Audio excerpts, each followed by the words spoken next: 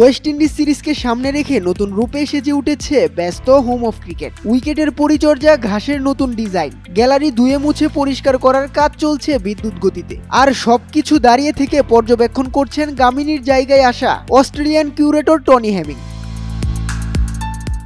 প্রায় 3 মাসের লম্বা ছুটিতে শেরেবাংলা জাতীয় ক্রিকেট স্টেডিয়াম। শেষ কবে এত সময় অবসর কাটিয়েছে মিরপুরের 22 গজ, তা হয়তো সে নিজেও জানে না। এই মাঠ এতটাই ব্যস্ত যে নির্দিষ্ট এক মাঠে সর্বোচ্চ টি-20 ম্যাচ খেলার রেকর্ডে সবার উপরে এই স্টেডিয়াম। ক্রিকেটার থেকে কোচিং স্টাফ, এই মাঠের উইকেট নিয়ে অভিযোগের শেষ নেই। টাইগার ক্যাপ্টেন লিটন তো বলেই ফেলেছেন, বোলার হয়ে তিনি হয়তো এই উইকেটে খেলে নিজের ক্যারিয়ারকে আরো উন্নত করতে পারতেন। রসিকতার ছলে হলেও মিরপুরের মন্থর উইকেট নিয়ে লিটনের এমন মন্তব্য প্রশ্নের জন্ম দেয়।